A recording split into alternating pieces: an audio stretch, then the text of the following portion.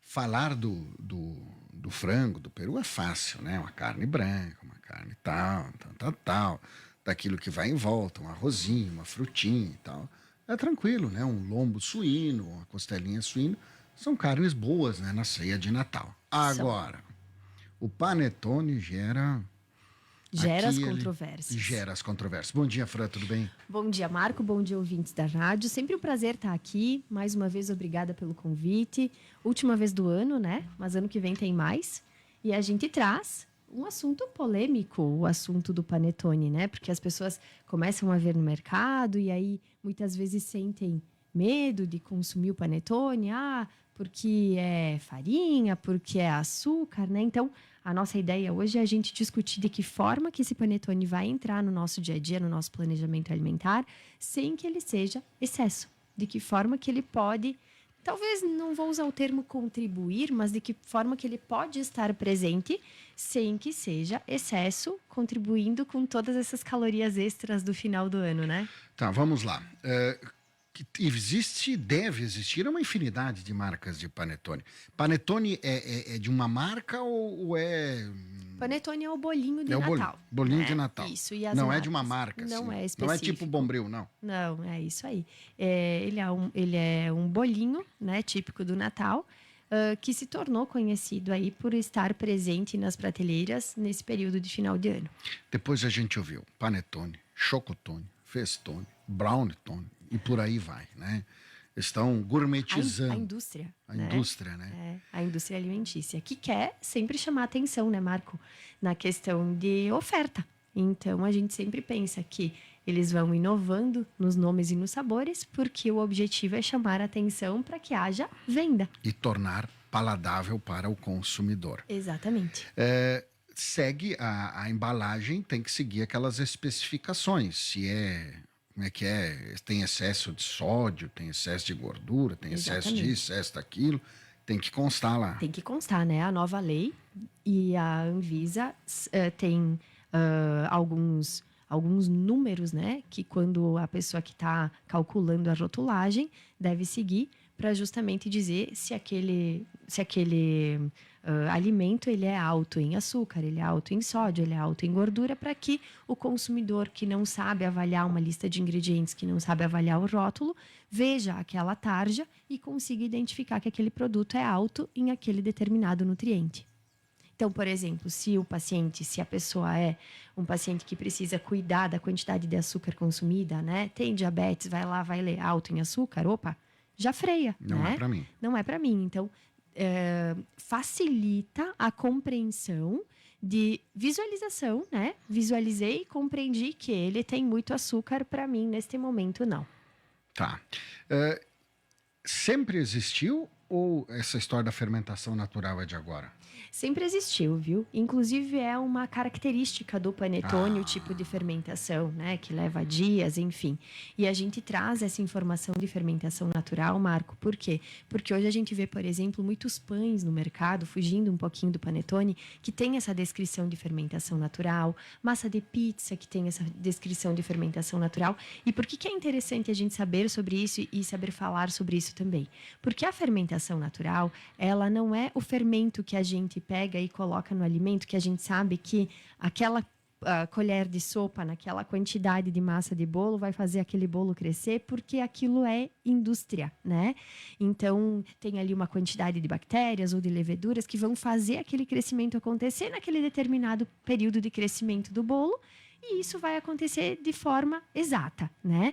Na fermentação natural, isso não existe, porque se utiliza determinados tipos de bactérias, de leveduras, e elas ficam ali por um período de tempo fermentando aquela massa. Então, às vezes o sabor pode variar, às vezes o volume que a massa gera, o tamanho, né? No final das contas, pode não ser tão fofinho, tão grande como se esperava, porque se espera que aquelas bactérias ajam naquele processo de fermentação de forma natural. Então, às vezes, não consegue ter uma padronização no sabor, mas tem menos aditivos, mais probióticos. E é bom com fermentação natural, né? É natural. Agora, né? Pão com fermentação natural é uma maravilha. E massa de pizza. Então, a Meu. tendência é a pessoa que sente desconforto, né, com as farinhas, enfim, sentir menos desconforto, porque aquela fermentação, ela é natural, de fato, né? Ela Não é apressada não pela é indústria. apressada. Exatamente. Bom, então é importante fermentação natural. Todos têm, será fermentação natural? Nem todos. Nem Depende todos. do tipo de fermento que foi colocado. Mas aí a gente lê o rótulo, não lê o rótulo. A gente primeiro que não compreende, né? Nós leigos, né? Exato, né? E é por isso que a gente foca tanto nessa história da porção, né, Marco? Pois Porque é, eu ia te perguntar, comer sem Quanto? se exceder. Exato. Então, é obrigatório em todos os rótulos de todos os alimentos ter a quantidade por porção. Essa quantidade por porção, ela é calculada dentro de uma dieta de 2.000 calorias. Marco, nem todo mundo precisa de 2.000 calorias. Algumas pessoas precisam de menos, outras pessoas precisam de mais, mas esse marcador de 2.000 calorias é um marcador geral para que a Médio. gente possa ter numa ideia mediana, assim, um pouquinho para mais, um pouquinho para menos, mas isso aí fica num meio termo. Então, quando a gente vai lá para o rótulo do panetone, do chocotone, do festone, de todos esses tones, a gente consegue observar que eles têm uma indicação de porção por fatia. Então, essa porção, ela sempre vai ter medida caseira. No caso do panetone é fatia, no caso do pão é fatia. Mas no caso, por exemplo, de alguns alimentos, por exemplo, farinhas, é colher de sopa, né? Então, só para o pessoal que está em casa entender do que a gente está falando. No caso do panetone, nós estamos falando de fatia. Então, nós temos dois aqui, ó. Vejam, nós temos um festone e nós temos um panetone tradicional de frutinha. Ambos falam para nós que eles têm 5 porções por embalagem e que cada porção, mais ou menos uma fatia, equivale a 80 gramas. Tá, o que isso quer dizer? Quer dizer que eu tenho que dividir esse panetone em 5 porções, em 5 fatias, para que eu não me exceda na porção.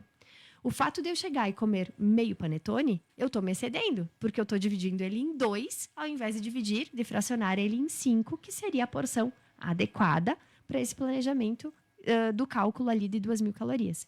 Então, geralmente é isso, tá? Geralmente essa porção de panetone gira em torno das 80 gramas. Se eu sei que a minha dieta é menor do que essa quantidade calórica, eu fraciono em 6, eu fraciono em 8, né? Se eu sei que eu posso comer mais, que eu tenho uma dieta aí de 3.000 calorias, eu posso comer mais dessa fatia. Mas, no geral, eu tenho um panetone e desses dois que nós temos aqui, a porção é igual, 80 gramas, uma fatia. Então, divido esse panetone em 5 fatias para que eu não me exceda na porção. Então, essa é a dica. Uma dica E simples. essas frutas cristalizadas não estragam? Elas têm adição de açúcar, né? Então, o que acontece? Marco, quando a gente pensa nos antigos, né? Que não tinham geladeira, que não tinham nada, uma das formas de fazer com que a fruta se mantivesse por mais tempo era adicionando açúcar nelas, né? O açúcar é uma forma de conservação, bem como o sal, por exemplo, no charque, né? Então, por elas conterem açúcar, elas acabam se tornando, tendo mais tempo vida de prateleira. útil, né? Isso aí. Vida útil, entre aspas, né? Isso. E uma coisa importante, Marco, que eu também não posso deixar de falar, a gente não pode esquecer que o panetone, festone, chocotone, enfim, eles são carboidratos. Então, outra forma que eu também preciso pensar em ter eles no meu planejamento alimentar sem que eles sejam excesso é substituindo o carboidrato da minha refeição por eles. Tipo um arroz, o que mais que é carboidrato? Por Arroz, exemplo, massa... lá no café da manhã, né? Geralmente as pessoas costumam comer o pão, costumam comer batata doce, né? Alguns polenta, né? Que é muito comum na nossa região. Então, ao invés de eu comer o pão, ao invés de eu comer a polenta, ao invés de eu comer a batata doce, eu coloco a minha fatia de panetone aí. Que é no carboidrato lugar, também. que é carboidrato também. Então, eu não me excedo, eu não acrescento esse carboidrato. Eu simplesmente faço uma substituição. Ninguém está falando aqui em ser mais saudável ou menos saudável. Nós estamos falando em minimizar as coisas com a inclusão de um alimento que é típico dessa época de final de ano. Porque, se for ver bem, né? Se for analisar o pé da letra, não se comeria. Mas é isso que nós estamos falando, né, Marco? Mas eu sempre digo que é muito mais vantagem a gente trabalhar numa dieta de inclusão, em saber quanto e como comer, sem que isso se torne excesso, do que simplesmente fazer a exclusão. Afinal, a gente não tem panetone o ano inteiro para comer. É só nessa época É do só ano. nessa época. Fran, bons atendimentos ainda hoje. A Muito gente obrigada. volta a conversar o ano que vem. Muito Comam obrigada. com moderação. Exatamente. E já antecipando também, boas festas para vocês, para os nossos ouvintes. E sempre um prazer estar aqui. Muito obrigada. E não vamos esquecer de beber água. Água sempre. Água, sempre. Obrigado, Fran. Até uma Obrigada. próxima. 10h34, Françoise Carlet conversou conosco no quadro Saúde e Bem-Estar, a nutricionista Françoise Carlet.